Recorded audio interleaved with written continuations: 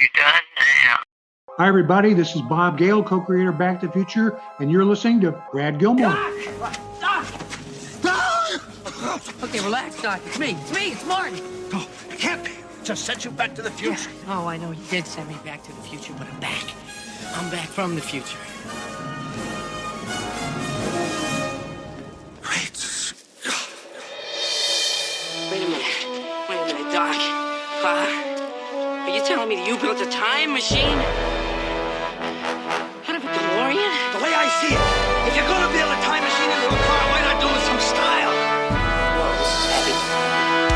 Hello, everybody, and welcome to Back to the Future, the podcast, the only podcast looking back in time with the greatest film trilogy of all time, Back to the Future. I'm your friend in time, Brad Gilmore. Welcome to another time-traveling adventure this season, in Season 9 of the show. If you've been listening and watching, and I guess you don't watch a podcast, do you? Unless you put it on YouTube, which you can find this podcast on YouTube, so you can watch it. If you've been checking out this podcast for Season 9, we really do appreciate it. If you haven't already, go over to Apple Music, Apple Podcasts, of course, and go give us a little rating, a little review-ski, if you will.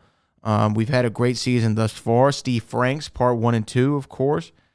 We talked about the JFK assassination. We talked about the Hill Valley Cookbook, the changes of the script, the musical, the Hill Valley Telegraph. We did a little news segment last time. If you haven't, though, already, go over there and give the show a rating. We will read those reviews if you leave one on the show. Today, we have a special episode. I will be what's the word I'm looking for? Transparent? Is that right? Is it transparent? Yes, transparent. You can see through me, right? I am going to be transparent. I've had some vacations come up, some scheduling conflicts, some issues with my daily gig at the radio station, which threw my schedule in flux like a capacitor. And I have not been able to record those scheduled interviews that I have, because I have right now I have a lead of a cast member. I have some people from another podcast and even a documentary group I'm looking at having on the show. So those are all fun and exciting. But I haven't been able to schedule those due to, like I was saying, due to the conflicts of the schedule as of late. A lot of you know I host a show called The Hall of Fame with Booker T and Brad Gilmore. Booker T, the WWE Hall of Famer. And he has been filming a new show for A&E, which threw our schedule, like I said, in flux. So today on the show, last week I actually was interviewed about Back to the Future and about my book, Back from the Future, a celebration of the greatest time travel story ever told. Just listen to these pages. Could you hear that? It's just beautiful. That's the paperback version of my book. We talked about the book on his show, William Ramsey Investigates. I was interviewed by William Ramsey. He and I have done this before. He interviewed me about my last book, James Bond, Exploring the Shaken and Stirred History of Ian Fleming's 007. And we talked about doing it again, and we did. Last week we went live and talked about Back to the Future, the making of the book, some interesting stories and tidbits that I'm sure a lot of you are familiar with. But if you're a first-time listener to the show, this is going to be a delight for you. I was very late to the interview, full disclosure. So if I sound flustered or if I get a couple facts wrong, it's literally because we were supposed to do this interview at 4:30 Central Time, and I got stuck in some of the worst Houston traffic of all time. Ended up getting to the interview at 5:15, so quite a bit later. And so I was a little flustered at first. So if I get a couple facts wrong, it's not because I did not know them. I appreciate you in advance for pointing them out to me on Twitter or my email or Facebook or Instagram, wherever you reach me at. But I am aware that I was saying some things that may not be a hundy, as in 100% accurate. So I hope you enjoyed this. This is a fun one, but next week we're going to get back on schedule with our regularly scheduled programming. This is a fun one, though. We go about 45 minutes talking about Back to the Future, talking about my book, Back from the Future, how this book came to be. It's a really delightful conversation with a guy who, by the way, has a great podcast. William Ramsey Investigates is a great podcast. I would suggest you go out and seek it out because he interviews all kinds of authors from all different backgrounds, not just pop culture related, but this one is what we're talking about. So without further ado, here is William Ramsey Investigates Back from the Future on Back to the Future, the podcast. Enjoy, my friends.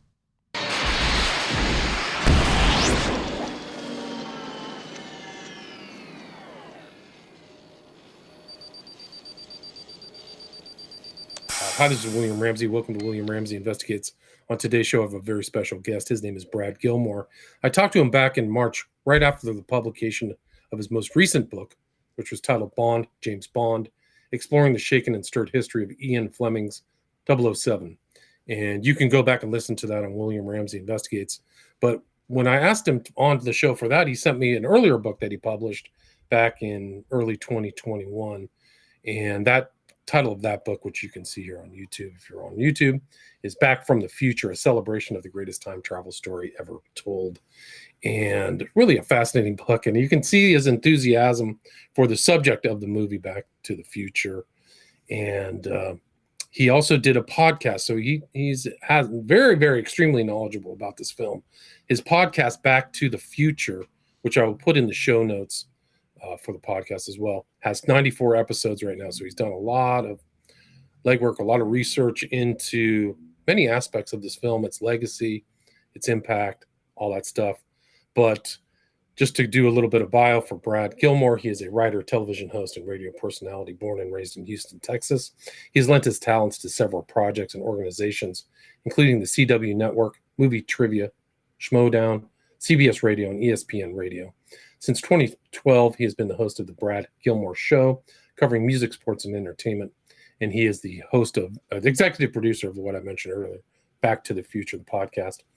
He's the longest tenured announcer for WWE Hall of Famer Booker T's Reality of Wrestling promotion in Texas, and co-chairs the popular radio show and podcast, The Hall of Fame with Booker T and Brad Gilmore. He's an alumnus of the University of Houston, where he graduated summa cum laude with a degree in communication studies. He's a proud husband, son, brother, and uncle of 7, and tries to make people smile, make his community stronger. So again, we're going to talk about this earlier book he published. Title of it again, really a great book, highly recommended. I learned a lot. Title of the book is Back from the Future, a celebration of the greatest time travel story ever told. So Brad Gilmore, welcome back to the show. Hey, William, thank you for having me. I had so much fun the first time around. I said, hey, man, we should do round 2. And awesome. Yeah. Well, thanks for reaching out. I really appreciate it. I like it when my guests reach out to me and suggest stuff. So I'm really glad to have you back.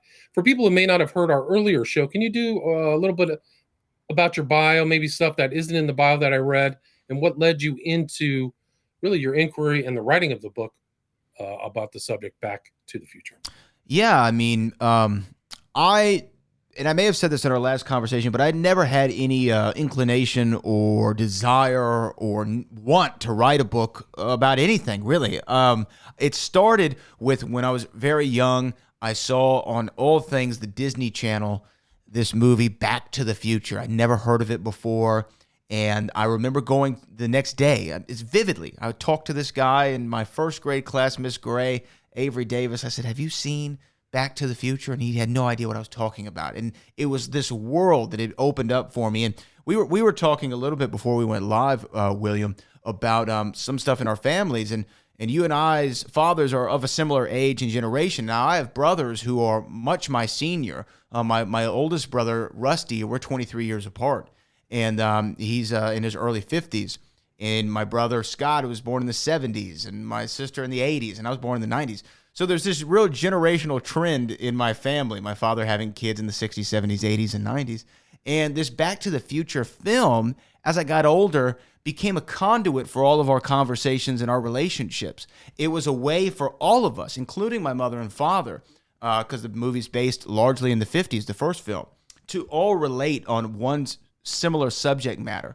So the movies became my absolute fascination. And in 2015, which was a significant year for the films because this is the year that they traveled to the future in Back to the Future 2, I was doing my Brad Gilmore show, and I said, man, it'd be great to do a retrospective about this movie that dominated my life because not only did it have a generational component to it, Michael J. Fox, the film star, famously suffers from Parkinson's disease, and it's the same ailment that my grandmother succumbed to in 2016, and I saw her battle it for the better part of 2 decades. So the movie had a lot of personal connections to me, so I thought it'd be great to do a retrospective. I started doing the retrospective and reaching out to people, and next thing I know, I had like 7 or 8 episodes, and I was like, I wonder if there's maybe I should do like a Back to the Future podcast. There's not one out there, so maybe I should just make it a separate feed, and that's where the podcast came from. And after doing it for several seasons, we do our show in seasons, not weekly.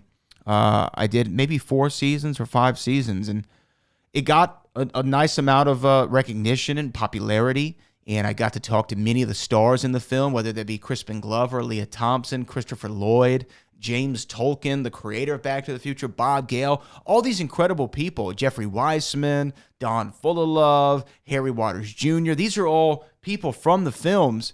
And it was like, wow, I have all these great stories, and I've gained all this knowledge about this movie franchise that I didn't expect. And then the publisher, Mango Publishing, published a friend of mine, Ken Knapsack's book called Why We Love Star Wars. And he's actually on the cover of this book with a quote. And he and I talked, and then Mango talked, and they said, well, we'd love for you to do one on Back to the Future. And that led me to talking to you today, William, all these years later. I started working on this book in 2019, I think in July. So we're about 3 years. 3 years after my first words typed on a page for this book. Well, you can see your knowledge of the film is all throughout the book. I mean, you talk a lot about the background of how the film got made. Maybe that's a good place to start. You also make a very bold statement saying that this is the greatest trilogy in the history of cinema. Yes. So And maybe you can talk about how the movie started and why you believe that. The movie, and I love origin stories. I've always been the person who, if there's a movie I love or a TV show I love or a book I love, I try to figure out what was the moment of creation. Like, where did the idea come from? Because everything that we look at, whether it be a book, a film, or even a tool of some kind, it goes through 4 steps. First you have to dream it, then you have to draw it, then you have to build it, then you have to test it, right? And for me, knowing where that dream it stage came from is always fascinating to me. And so when I looked into Back to the Future, Bob Gale and Robert Zemeckis was the director and co-writer, and Bob Gale was his co-writer. They had wrote films together. They met in film school. And they had wrote stuff together even for the great Kolchak, the Night Stalker, which was an early favorite of my father's and mine as well. They wrote episodes on that, and they worked a lot with Steven Spielberg, and they had always wanted to do a time travel movie of some kind, and they just didn't know how to get into it. And one day, Bob Gale was visiting his parents and was going through their basement and looking through it, and found his father's old yearbook. He starts thumbing through it because he and his dad went to the same high school. Same as me and my mother. We both went to Marabou B. Lamar High School, right, in Houston, Texas. So he's looking through it, and he finds out his dad is the president of his graduating class. And Bob Gale had no idea about this. He had never heard that before. They never talked about it at a family dinner table or a function of any kind. And he's like, wow, that's crazy. I didn't know that about my dad. And then he started thinking about the president of his graduating class and how much of a, for lack of a better term, a-hole he was. And he was like, I never want anything to do with that guy. And that is where we got to the dream it stage. He said, I wonder if my dad and I went to high school together, if we would have been friends. And that was where the moment came from. And then he went back and he told Robert Zemeckis the story, and they figured out how they were going to tell this time travel tale. They were going to have a kid go back in time and go to school with his parents and find out they weren't anything like he thought that they were. And that was kind of the beginning of it. And it went through several drafts. They started writing it in 1981 when it was Professor Brown, and there was a pet monkey named Chimp instead of the dog that we know of Einstein. And it was the springtime in Paris dance. And the movie ends with at a nuclear test site where they blow up a refrigerator so Marty can go back in time, right? Or Back to the Future, rather. So it went through several different iterations, and they shopped it around everywhere and couldn't get anyone to pick it up. And everyone told them, you know who would love this movie? Disney. Disney would love this movie. And they took it to Disney, and Disney almost laughed them out of the room. They said, are you kidding me? A movie where the son and mother have like a somewhat of an incestual relationship? Absolutely not. So they couldn't get the thing made. And finally, Robert Zemeckis said, look, Bob, I can't just go around town and try to get this movie made all week. I got to work. And Bob understood. And Robert Zemeckis said, the next script that comes by, it's halfway decent, I'm going to direct it. Because if we get a hit, well, then it changes around town. The talk around town changes. And that script was Romancing the Stone. And Michael Douglas and Kathleen Turner. And, of course, that movie was a big hit in the early 80s.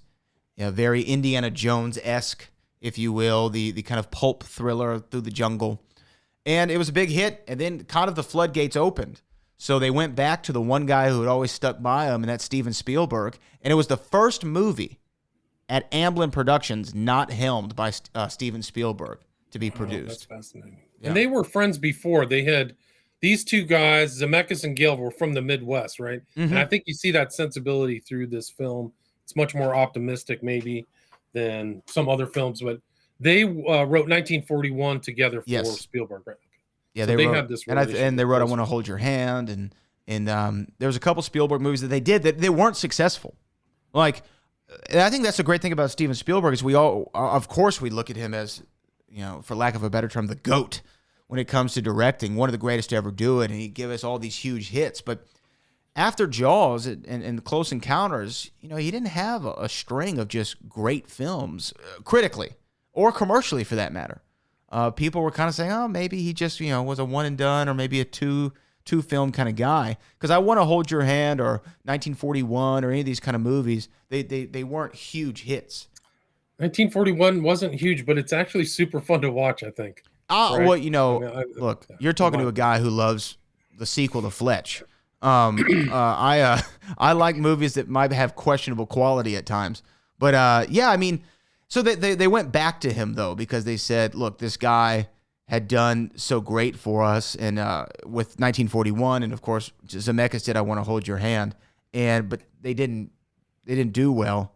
So they said, let's go back to him, though. Let's go back to Steven Spielberg and let's make this movie Back to the Future. And Universal Studios greenlit it with a very strict timeline.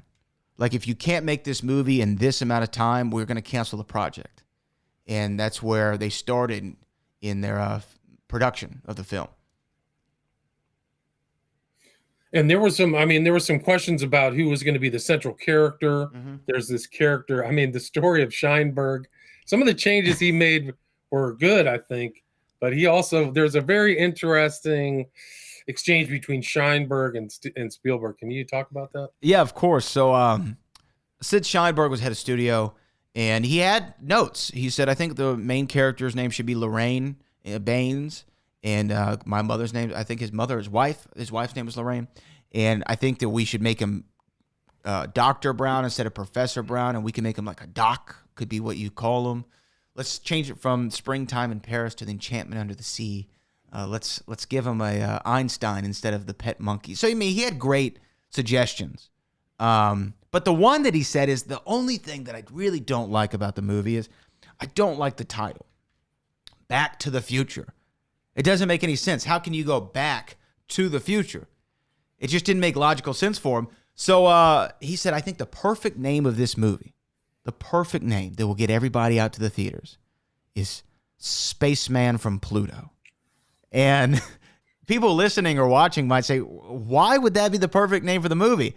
Well, the comic book that one of the young man is holding when Marty crashes through Old Man Peabody's barn, he's holding a comic book that says Space Zombies from Pluto. And so Sid Sheinberg had it in his head that Spaceman from Pluto, that's the title. That's the title. And the producers and Steven alike really didn't know how to say, your idea is kind of stupid to the guy who's writing the checks, right? So Steven Spielberg wrote him a letter that I actually put in the book, and he just talked about, hey, we got such a big laugh out of your note this morning. It all just made our day. It really set us on the right mood. And he said, I sent it to him, and we never heard again about the title. That was the beginning and end of Spaceman from Pluto. And it became an element of kind of cinema lore, right? Is like probably one of the worst title offerings ever. Wasn't it in some other movie you mentioned? Yeah, No. it was the House with the Clock in Its Walls is the name of the movie, if I remember right. It was a Jack Black movie that came out a few years ago, and there's a scene where this kid's arriving by bus, and on the marquee of the movie theater in which the bus parks in front of, it says now playing Spaceman from Pluto. So yeah, it's kind of this legendary, because Back to the Future is a phenomenal title, and it's now we look at it as one of the great, not only movies of all time, one of the great titles of all time. Everyone knows Back to the Future, and it kind of does sum up the movie in the title. So why you would call a time travel movie about a kid going to meet his parents, Spaceman from Pluto? I don't know really where he was going with that one. Yeah, he probably just realized, okay, you're right. This isn't that great of a name change. But there were problems with the production, right? There was a schedule. They did a good job with the music, but there kind of was another piece of kind of cinema lore was switching somebody out during the filming, right? So for those of you maybe not that well versed in filmmaking, I mean, a movie back in the 1980s, you're going to spend, maybe 3 months, probably good 3 months shooting. Because things weren't really done with CGI back then, and a lot of practical effects. So as far as your shooting schedule, it's probably gonna be 3-4 months, right? And they had this green light to make the movie, but they had to do it in a certain amount of time. So their first choice for the main character, Marty McFly, was Michael J. Fox. They thought, man, he's on Family Ties. He's perfect. He's got this comedic sensibility. He's a little bit of a teen heartthrob. Guys will think he's cool. Girls will think he's cute. He can play this really well. But he wasn't available because of Family Ties. And the producer of Family Ties and creator Gary Goldberg said, absolutely not. Michael's not available. So they had to move to their next choice. They auditioned several individuals. Ben Stiller was auditioned. You can actually see his audition on YouTube. It's up there now. You can watch him audition for the part of Marty McFly. Several big-name actors, Robert Downey Jr. came in. I mean, Charlie Sheen read for Marty McFly. There were all these different people who came in, and then they went with Eric Stoltz. Eric Stoltz had done a movie called Mask. It was widely critically regarded as a very great performance, a dramatic performance. But they thought, he's got this good look. We think he can pull it off. And look, they weren't sold all the way on him, but they thought, I can make this work. And I don't know how much of that is the overconfidence of a young filmmaker. I think, William, such as I, like, especially when you're in your probably mid-20s, you think, I can make anything work. I can do anything, okay? No is not in my vocabulary. So they used Eric Stoltz, and they start filming with him, and they get about 6 weeks, if not longer, into production to where more than a half of the movie has been filmed. It got to the point to where Tom Wilson, who stars as Biff Tannen, said, we got to the point where we're starting to ask everyone, what's your next project? We're wrapping this thing up. What are y'all going to do next? That was at the stage it was. And then they, Robert Zemeckis and Bob Gale and Steven Spielberg strung together some dailies from the film, and they sat and they watched them. And Bob just didn't feel right about it. Zemeckis, that is. And Steven Spielberg looked at him and said, yeah, I don't think you're getting the laughs that you want. There's laughs on the page, but we're not getting them on the film. Eric Stoltz played it like it was a real thing. And by accounts of people who were on the film, he was a method actor. So you called him Marty. He didn't respond to Eric. He gave the cold shoulder to Tom Wilson. He was real cozy with Leah Thompson as their characters.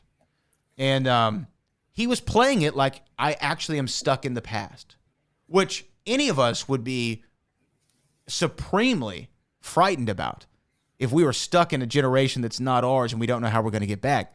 But this movie was meant to be an action comedy in a lot of ways. So they said, well, you're not getting the laughs. So they made the decision 6 weeks into production with more than half the film shot to replace the lead actor. It's not like they're replacing Goldie Wilson, who just says, Mayor, I'm a run for mayor, right? They were replacing the lead actor in the film.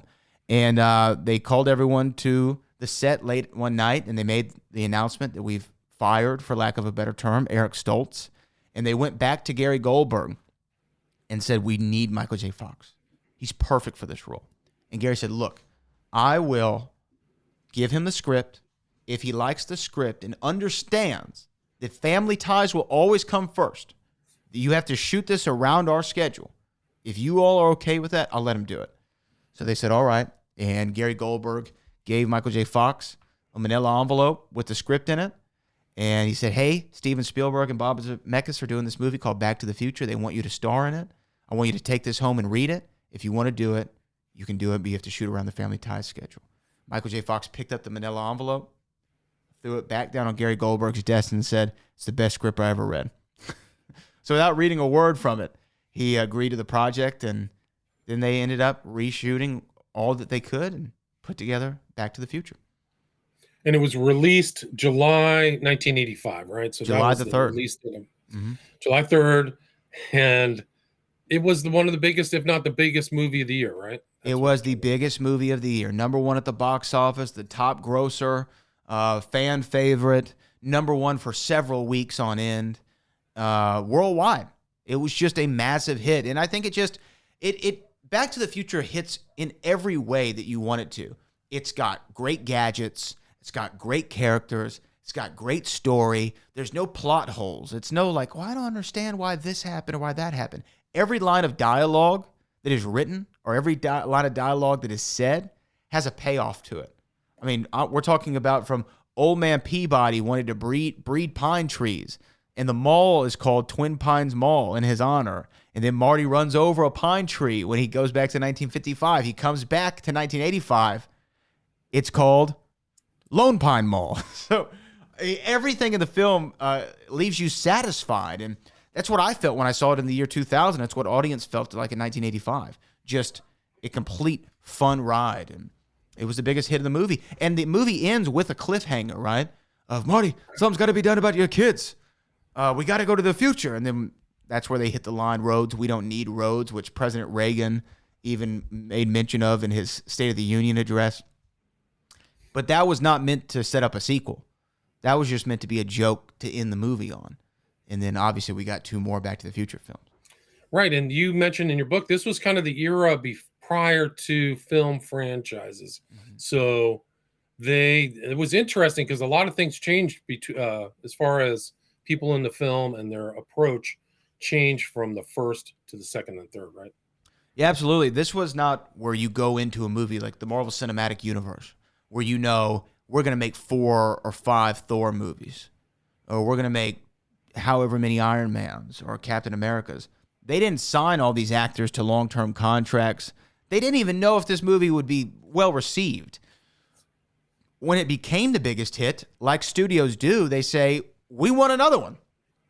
And so Bob and Bob went together and they said, okay, we'll do another one so long as Michael J. Fox agrees and Christopher Lloyd agrees. Those were their main 2 they wanted. They wanted to get as many people back as they could. But as long as we have those 2, we can make a story happen. And so they started going back to everyone. And of course, everyone says yes, yes, yes. You know, Tom Wilson says yes. Leah Thompson says yes. And then Crispin Glover was a different story.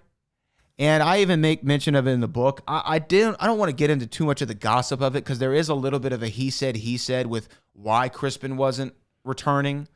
Bob Gale says he made outrageous demands as far as salary goes. Crispin Glover said he didn't like how the first movie ended and how it was more of a commercial ending, saying that money equates success, so he wasn't interested in pursuing that again. No one really knows. I mean, it happened 37 years ago. Like, who knows, right?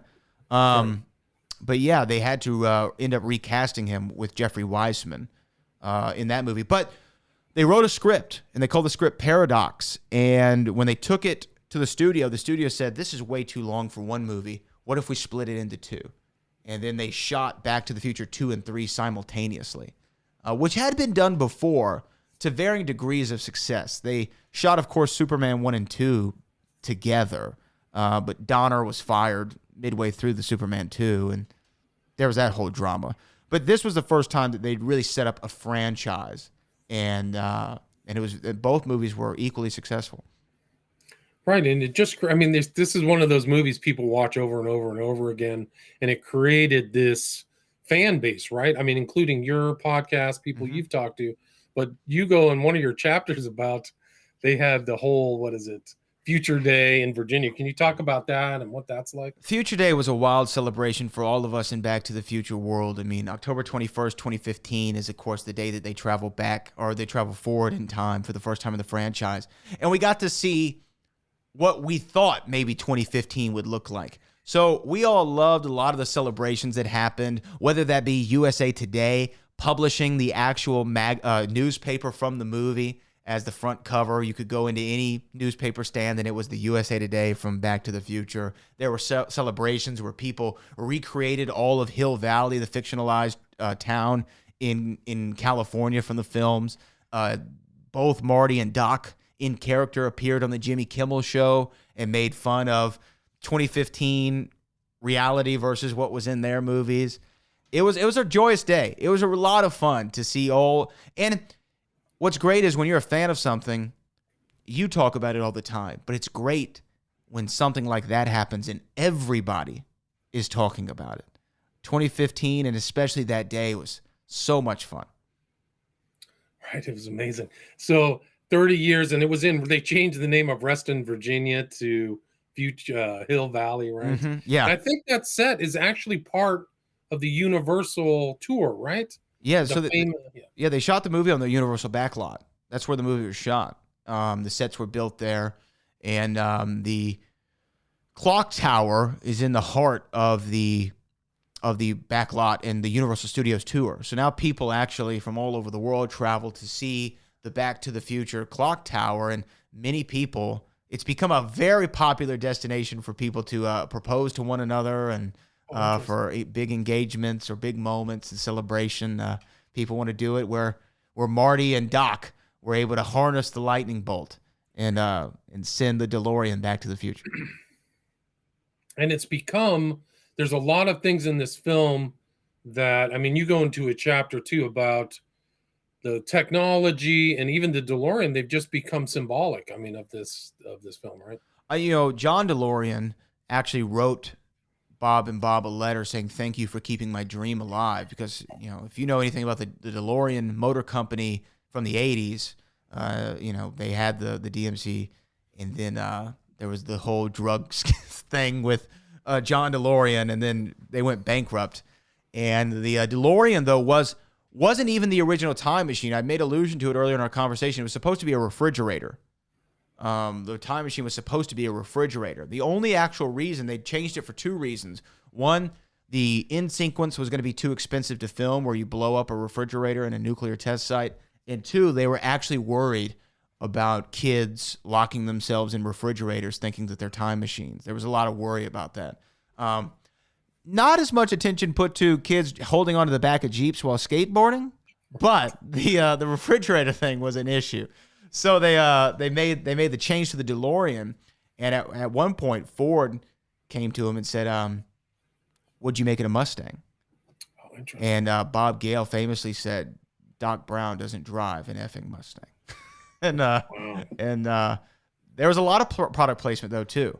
Because the filmmakers thought, and this was one of the first big films that had that much product placement, whether it's Pepsi or Texaco or things of that nature.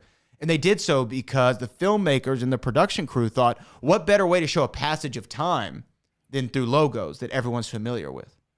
I know what Coca-Cola looks like now. Oh, look, they must be in the past because the logo looks a little bit different. It looks older. The bottle is shaped different, or Pepsi or whatever. And so yeah, there was some product placement through that, but the DeLorean has become synonymous with Back to the Future, more so than a car that people drive. People want a DeLorean because they want a time machine. And where I am in Houston, there's a neighboring city called Humble, Texas, and that's actually where the DeLorean Motor Company headquarters is. It's still going. They do mainly repairs, but later this year they're going to unveil their new all-electric DeLorean that they plan to bring to market. So, wow, yeah, pretty fun. Yeah, and that's the advent of this with these doors that Tesla copied, right? The Gull Wing doors. Gull Wing. So there's a lot in there, and they put in a lot of Easter eggs, and like you said, logos. A lot of different things are in that film, right? It's crazy, William. Even after I published the book, I had the second movie on it a couple months later, and I'm watching it, and I was like, oh wow, I never realized the logo, because in the part 2, the courthouse, which is the city hall where the clock tower is, has been changed to a shopping mall. And I never put together that the logo of the shopping mall was a clock with a lightning bolt hitting it. And just, I mean, I watched this movie maybe 100 times, and that's not an exaggeration, and never picked up on that. And that really adds to the rewatchability of the films, is that somebody like me who's gone literally with the microscope and looked at every frame, still I can find things in there that I didn't see before. That's amazing. Yeah. I mean, and then you also kind of give credit to the villain. You actually say some very bold statements in this book. I take some big Not only swings, the best William. trilogy, you're up against Godfather, so you could get in real trouble in certain circles. But I respect your boldness in making that statement. But you also say that Biff is really one of the great villains. I think he is. I think Biff Tannen, as portrayed by Tom Wilson, is the greatest villain, because a villain, in my opinion, should have no redeeming qualities. Like, if you are truly the heel, as we say in wrestling, but if you're the bad guy in the movie, there should be nothing about you that I say, man, he's so cool. Oh man, I know he's a bad guy, but look what he did this. That was a pretty cool moment, right? And I feel like with a lot of villains, there's the cool moment. I mean, in the Dark Knight film with Heath Ledger as the Joker, there's as many notable lines from the Joker as there is from Batman. You almost think the Joker's a little bit cooler than Batman at certain instances. Darth Vader might be the coolest villain ever. I mean, the way that he looks, the way that he moves, the lightsaber, and we know his origin, and he wasn't always a bad guy.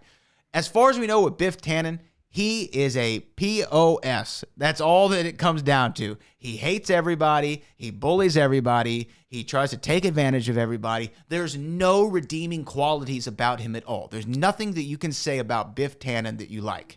And that's the reason why, more than any other villain in film history, like where you can think of a popular villain, he is not cool. He has no redeeming qualities. No one says, I want to be Biff Tannen for Halloween.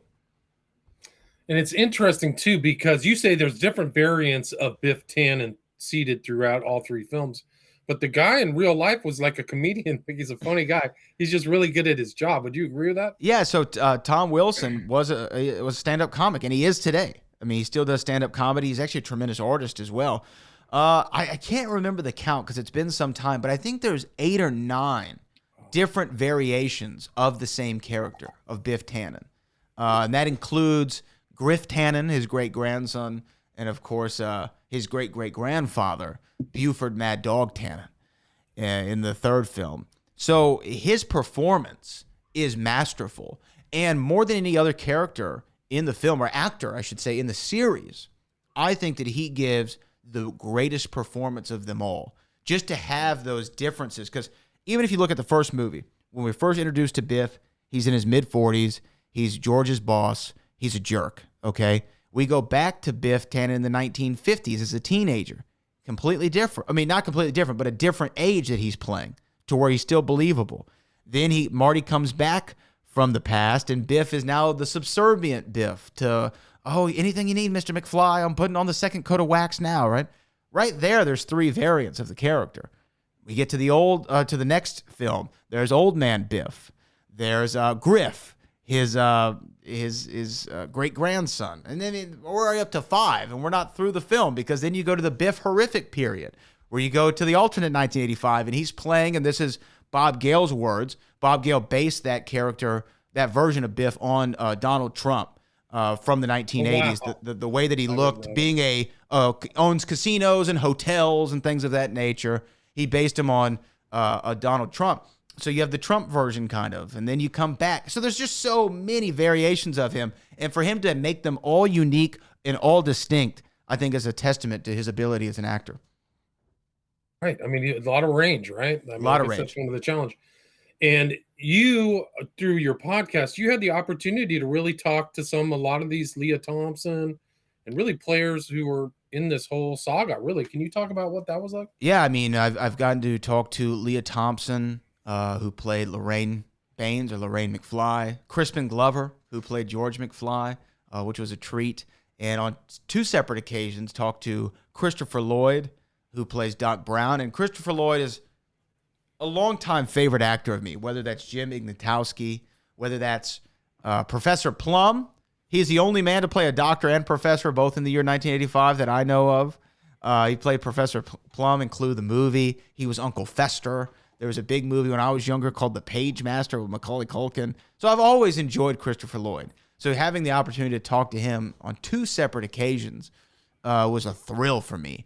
And Bob Gale himself, asking Bob Gale, the guy who created this and continues the franchise. You know, Robert Zemeckis has gone on to do other movies, massive movies, Castaway, Forrest Gump, to name a few, right?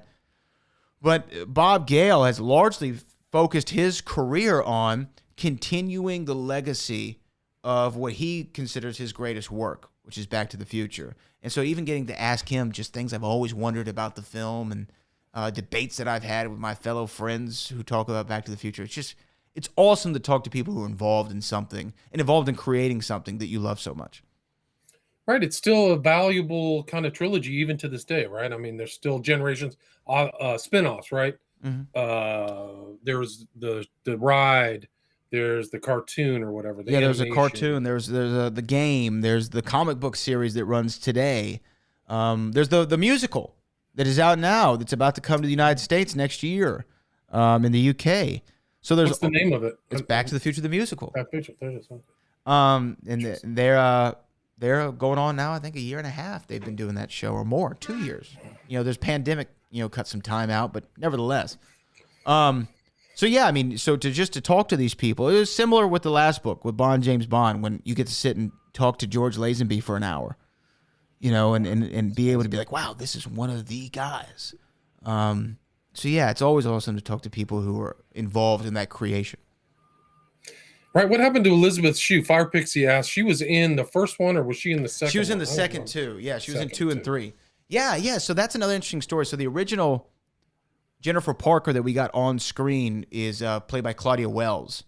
And Claudia Wells was set to return for the second film, but unfortunately her mother fell ill, and she chose to be with her mom instead of doing the next movies, which I think is completely commendable and respectable. And so they replaced Claudia Wells with Elizabeth Shue. And Elizabeth Shue just coming off The Karate Kid, so obviously a well-known in Adventures in Babysitting. So well-known face, but it had a very small role. If you actually go back and look at it, most of the second film and the third film, she's like passed out in an alley or on a bench. Not a lot of dialogue for her, but she took the role and people remember her for it. She's in a great series. I mean, that's a great opportunity, I would think. And there's a lot of really interesting character actors seated and vignettes seated throughout those 3 films too. Like, you actually have a full chapter on some of these characters, right? Oh, yes. Otis Peabody. Yeah. Otis Peabody, who is the proprietor of the Twin Pines Ranch, whether that be Mayor Goldie Wilson, who is always a fan favorite, Marvin Berry, who is the band leader for Marvin Berry and the Starlighters, the cousin of Chuck Berry, according to Back to the Future lore. Of course, Vice Principal Strickland, played by James Tolkien, who was also in Top Gun in 1985. Had the privilege of talking to him on the podcast. So many great ones. And a lot of people, if you're a fan of the films, a lot of people call him Wallet Guy. So there's a lot of just great side characters that I always love asking people, like, who's your favorite side character in Back to the Future? And character actors are plenty, and just really also they nailed the casting. And on every other role, and so it's kind of surprising they dropped the ball on Marty a little bit, but every other role they nailed it. I mean, they had auditioned Jeff Goldblum and Eddie Murphy famously for Doc Brown, but Christopher Lloyd was the only pick. You kind of may take it at least as a topical view. You take it for granted, but those guys really were great. Christopher Lloyd's amazing. He's so good. Really he's so good in everything that he's in, and he kind of plays a similar level. I mean, he played Doc Brown, and these were his words, as constantly in crisis. And that is how you feel like Doc Brown is. He's constantly, great Scott, something's going on, the space-time continuum, or whatever, right? And he just had a great take on the character. Being the mad scientist, but not too cliche, but enough of what we wanted, Right, and a lot of those words have now entered into the common parlance, right? Space-time, all these things from the movie, like people use them. Flux capacitor. I was joking. Flux capacitor. 1.21 gigawatts, Right. 88 miles per hour, right? Don't they have to hit a certain speed? 88 miles per hour. Where we're going, we don't need roads. Heavy, great Scott. So many. There's so many quotables that people use all the time. Brad, we are at 40 minutes. Is there anything you'd like to add or anything I missed before we wrap this up? There's a lot more in this book, a lot of details. You've included some of the conversations you've had on your podcast in here, so you can read along kind of with some of the interviews you've done. I mean, what else would you like to add? Yeah, no, I mean, I really appreciate the time, as always. The paperback edition is the expanded one that has the interviews with cast and crew, if you want to check that one out. I say listen to the podcast, because the podcast, again, is an extension of the book and was the origin of the book. And we are now in season 9, and I'm still finding people who are involved in the movies, people who have I don't know, just want to talk. Like, one of the things that I did is sometimes we'll take a detour, and there's a line in the movie where Marty is asking his future grandfather, hey, do you know where Riverside Drive is? And he says, yeah, Riverside Drive, that's a block past Maple. And Marty goes, block past Maple? That's John F. Kennedy Drive. And his grandfather responds by saying, who the hell is John F. Kennedy? Right? Because this is 1955. They don't know in less than 4 years this man's going to be the president of the United States. So on the podcast, we even had Dan Abrams on, who wrote a book about Kennedy's Avenger and the whole case with Lee Harvey Oswald and the man who shot him, Jack Ruby. So sometimes we'll go off the beaten path and we'll talk about things that have a periphery connection to Back to the Future. Didn't Abrams just publish that book? I thought I came across it. He published it maybe like a year ago, or maybe 8-9 months ago, something around there. Yeah, fairly recently. He's another guy who just cranks them out. But so I have him on. I'll have my parents on to talk about what do they remember about the 1950s. What was it like growing up then? What are similarities that you connected with in the movie? So if you like Back to the Future and you want to go ahead and learn more about it and just have fun on a weekly basis, definitely check out the podcast. So there's a lot. So you're on season 9. Back to the Future, the podcast, right? That is correct. And like I said, we've already had a great season thus far, and more is coming down the pipe. Right, and you have this in audiobook as well, right? So people can get the book and listen along to it as well, right? Yeah, a friend of mine, Joe Hempel, he actually did the reading of the book. Another Houston, Texas resident, he read our James Bond book as well. So it's on Audible. You can order it on audio CD. You can get this on paperback, hardcover. It's available in multiple formats. I just want to give a big shout out to Mango Publishing, because this is the first time I'd worked with them. They took a big swing on me, if you will, and I got to write a book about the greatest film trilogy ever made. All right, there's no one can debate it. And if they want to debate with you, how can they reach out to you? Email, website, social media? Yeah, you can reach me on all social media at Brad Gilmore. That's Facebook, Twitter, Instagram. You can find me there. You can check out the YouTube channel, the podcast. You can send me an email at bradgilmore@can'twaitforever.com, or you can go to theboatbradgilmore.com. Gotcha. And again, the book that he just published in late 2021 or mid 2021 is Back from the Future, a celebration of the greatest time travel story ever told. Author's name again is Brad Gilmore. So Brad, thanks so much for your time. I appreciate it, William. Thank you so much. All right, take care.